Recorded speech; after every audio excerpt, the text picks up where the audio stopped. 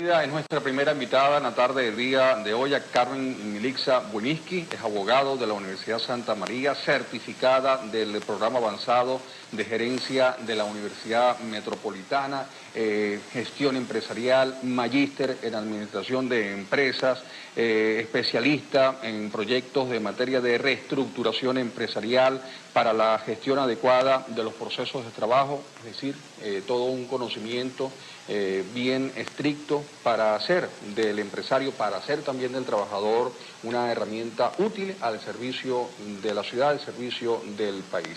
Carmen Milixa, tenga usted muy buenas tardes, gracias por estar con nosotros. Sus interrogantes al número telefónico que ve en pantalla, inmediatamente Karina lo va a transmitir.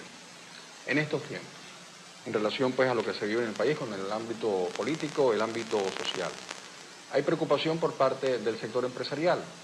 Muchos se preguntan, ¿cómo hacer rentable a la empresa? No solamente desde el punto de vista económico, sino que el trabajador se sienta motivado y exista la productividad. Bueno, primeramente muchas gracias por la invitación a tu programa, es todo un honor. Lo primero que pudiera decirte es que desde CAPEFI pensamos que no hay empresa sin trabajador ni trabajador sin empresa. Hay puntos comunes en cuanto a las cosas que le preocupan a ese trabajador y las cosas que le preocupan al empresario. Si la empresa cierra, es un puesto de trabajo menos. Por tanto, pues la situación económica se agrava y nos hundimos más. Y nadie quiere que una empresa cierre. Y nadie quiere que una empresa cierre y debemos trabajar para que las empresas de nuestro país no cierren. ¿Cómo lograr entonces que ese trabajador esté motivado, altamente productivo, para evitar y que él no sea, digamos, copartícipe de un cierre, más allá del entorno que pueda existir? Claro. Ciertamente pareciera que hablar de productividad en estos días es complicado. ¿Es utópico? No, no es utópico. Pero sí es importante comenzar a desarrollar estrategias preventivas que ayuden a que las horas de ese trabajador que está en su puesto de trabajo sean más efectivas. Es decir, a eso se refiere la productividad, que yo realmente aproveche ese tiempo para hacer lo que haya que hacer en la empresa de la mejor manera, de la forma más efectiva. En ese sentido, es importante que comencemos los empresarios a involucrar a los trabajadores a través de elementos que lo motiven a hacer su trabajo bien, porque tenemos altos niveles de absentismo laboral en el país en este momento. Ayer lo dijo, permítame el inciso, Carmen Milixa, el presidente del Banco Central de Venezuela manifestaba que estaban preocupados por el ausentismo laboral. Indiscutiblemente que al haber ausentismo laboral hay disminución de la producción. Así es. Y pueden haber múltiples razones para ese absentismo laboral. Desde CAPEFI y basándonos en el tema de que no podemos influir sobre aquello que no está cerca, pero sí en nuestro círculo directo, es importante que como empresarios empecemos a llamar la atención de los trabajadores en cuanto a la importancia de su rol en la organización. Es importante que empecemos a involucrar y a concientizar a nuestros trabajadores en cuanto a qué pasa si la empresa cierra. Es importante también que empecemos a formar y a informar un poco más a los trabajadores, porque una de las cosas que nosotros nos encontramos, por ejemplo, en nuestras investigaciones, es que en muchas oportunidades las empresas contratan a la gente, pero no le dan la formación necesaria para hacer el trabajo que tienen que hacer. Es fundamental esa herramienta, esa capacitación permanente del talento humano y no verlo como un recurso humano. Es fundamental esa capacitación en la gente. Tanto que hay una cita que me encanta, que es de Peter Drucker, el llamado padre de la administración moderna. Él dice que si está bien tu empresa, duplica tu presupuesto de capacitación. Pero si estás quebrado, cuatriplícalo. Porque es la capacidad de la gente lo que te va a sacar de los problemas. Si tenemos problemas en la empresa y de paso tenemos gente que no está preparada para manejar esos problemas, pues indiscutiblemente no vamos a salir de ello. He escuchado a varios empresarios, Carmen Milixa, que a raíz de la implementación del nuevo instrumento jurídico de la Ley del Trabajo, pues ha habido mucho ausentismo. No hay razón entonces, porque la ley no se va a cambiar, la ley va a continuar vigente, de no, digamos, achacársela al instrumento legal y buscarle, digamos, otros aspectos para evitar ese ausentismo? Sí, y me imagino que ustedes en sus investigaciones también se consiguen con esos tics que dan el pequeño empresario, el industrial. claro, indiscutiblemente la ley del trabajo tiene algunos temas que facilitan que se produzca el absentismo laboral, pero no podemos achacarle el absentismo a la ley. Es importante que empecemos a analizar y estudiar las empresas desde adentro y podamos ver qué de lo que estamos haciendo no está contribuyendo a que la gente se comprometa con su trabajo. Mira, la estructura genera comportamiento, entonces es importante identificar qué de nuestras estructuras empresariales está contribuyendo a generar en los trabajadores la percepción de que pueden sencillamente faltar. La excusa puede ser la ley, la excusa puede ser la tranca en la calle, la excusa... Hay muchas cosas que podemos utilizar como excusas, pero sí es importante que desde la empresa, porque nadie más lo va a hacer por nosotros, empecemos a generar acciones que ayuden a construir el compromiso en el trabajador.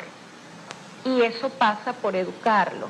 Quien no está educado, quien no está formado para el trabajo que va a hacer y para la vida, y ese también es un rol importante del empresario, pues no piensa con claridad, no piensa más allá. Le puse el caso, la visión del empresariado con respecto a la ley, pero también entonces está la visión de los trabajadores de no cooperar, de no ir mucho más allá de su esfuerzo, argumentando, bueno, que eso es un inconveniente del empresario, él está allí simplemente para recibir un 15 y un 30. Justamente por eso te hablo de la motivación. Yo creo que es importante empezar a legitimarnos. El empresario tiene preocupaciones similares y en muchos casos iguales al trabajador. Y es que si la empresa cierra, sí, el empresario se queda sin su inversión y el trabajador se queda sin empleo y su familia se queda sin comer. Entonces es importante comenzar a vernos más en aquellas cosas que nos hacen más iguales que en las cosas que nos diferencian, porque en este momento que vivimos horas tan complicadas, se hace necesario el esfuerzo de todos. Está demostrado en el mundo que ningún país sobrevive sin la iniciativa privada. Ninguno. Todos tiene que haber un binomio. Es la fuente del progreso, de hecho. Y el empresariado, indiscutiblemente que sí. Actualmente ustedes están haciendo investigaciones. ¿Cómo no? ¿En qué área está trabajando CAPEFI como centro de investigación, como centro de organización empresarial? Estamos haciendo varias cosas muy interesantes. Pero una que me gustaría resaltar mucho es que hemos identificado que en materia de seguridad y salud laboral, que era un tema que hablábamos y le interesaba mucho, el hecho de los riesgos asociados a las condiciones físicas del trabajo es importante. Y más importante es el elemento psicosocial y afectivo del trabajador. Es decir, todas aquellas cosas que generan estrés, ansiedad, fatiga, burnout, que es el síndrome del quemado, y que tienen que ver con el espectro de la persona. ¿Cómo es el síndrome del quemado? La persona empieza a experimentar síntomas fisiológicos asociados a que no puede más. Dolores de estómago, gastritis, mucho cansancio, en algunos casos incluso se ha referido a depresión. Ahora bien, todos estos elementos, síntomas y enfermedades, algunas clasificadas como pudiera ser el estrés, definitivamente afectan la capacidad del trabajador para hacer su trabajo. Entonces, esto cobra tanta fuerza como el controlar las condiciones físicas del trabajo, porque supongamos por un momento que no tenemos absentismo, la gente vino toda a trabajar, pero tenemos a la gente ansiosa, estresada, mortificada. Y a lo mejor el ambiente no es más adecuado. Quizás, cuando hablo de ambiente de infraestructura como tal. Quizás, pero supongamos que sí. Supongamos que el ambiente es perfecto, pero tenemos a la gente altamente presionada, altamente ansiosa. Entonces, cuando pasa eso, las personas no pueden rendir en el trabajo. Entonces, no hay productividad, no por absentismo, sino porque la capacidad de la gente está minada por una serie de elementos fisiológicos asociados a esta maleza. ¿Usted le puede dar a ayudar a quienes nos están viendo y tienen empresas, tienen mediana empresa, microempresarios, emprendedores que logren lo que usted está explicando en esta tarde informativa y ellos lo pongan en práctica? Muy bien. El primer consejo que voy a dar, o la primera recomendación que voy a dar, la damos también a los emprendedores. Cuando nos invitan a programas de emprendimiento, lo primero que sugerimos es que la gente, para emprender un negocio, debe pensar y hacer, o pensar sobre qué le gusta hacer, y en función de eso trabajar. Es importante cuando tenemos empleados que verifiquemos qué le gusta hacer al empleado, para qué es bueno, porque podemos estar utilizando el talento de manera inadecuada. Cuando utilizamos el talento de manera inadecuada, posiblemente tenemos una persona que no se va a motivar a hacer lo que tiene que hacer. En segundo lugar, y no menos importante, debemos revisar las condiciones físicas, la infraestructura, lo que usted decía. Oye, está la gente cómoda, está trabajando con las herramientas adecuadas para dar los resultados que yo necesito en este trabajo. Está la gente formada. Es importante formar a la gente para el trabajo. En una buena proporción, en nuestras investigaciones nos encontramos que las empresas, sobre todo las familiares, comienzan con gente sin formación. Es decir, arranca la empresa, se sigue trabajando, hay una inercia de trabajo. Muchas veces las cosas van bien y no hay necesidad percibida de cambiar las cosas. Sin embargo, pues ese trabajador nunca encontró quizás cuál es su lugar real ahí, si tiene potencial de crecimiento, si la forma en cómo está haciendo las cosas es la adecuada o no. Entonces, cuando la expectativa del dueño de la empresa no se compadece con la expectativa del trabajador en cuanto a los resultados del trabajo, empiezan a haber roces. Pero si yo como empresario no formé al trabajador, no le dije qué era lo que yo esperaba de él, no verifiqué que en realidad eso que él sabe hacer me sirve y le sirve, entonces por supuesto pues es más difícil ser productivo. La mala remuneración, entonces tengo un sueldo bajo y no voy a rendir más. ¿Qué sucede con ese tipo de trabajadores? Indiscutiblemente la remuneración es un tema que tiene que preocuparnos. Sin embargo, pues el empresario no puede ser responsable del tema de la remuneración porque hay otros aspectos y lo hablábamos fuera, o sea, tenemos una inflación, hay una situación país complicada. Lo que sí es importante y que sí puede hacer el empresario es procurar conocer qué le está preocupando a su trabajador, qué está haciendo difícil que el trabajador rinda lo que debe rendir. Esa comunicación que demuestra que somos humanos es importante para poder tender puentes y lograr la voluntad del trabajador para hacer cosas en conjunto que lleven a hacer la empresa más productiva. ¿Cómo el trabajador puede encontrar su perfil y también el empresario encontrar el perfil que necesita? Vuelvo y repito, es importante que esa persona que está buscando trabajo identifique qué sabe hacer, en qué es bueno, qué cosas le gustaría aprender, aunque no las sepa específicamente, y enfocarse en eso. En estos tiempos sé que es difícil, sin embargo, pues el temple de las personas se construye muchas veces haciendo las cosas que debo hacer para poder hacer las cosas que quiero hacer. ¿Cursos de producción social comunal son viables, factibles? Cursos de propiedad social comunal. La responsabilidad social de la empresa ante su comunidad. Sí, yo creo que es importante explicarle a esos miembros de la comunidad cómo pueden ayudar a justamente que la comunidad sea mejor.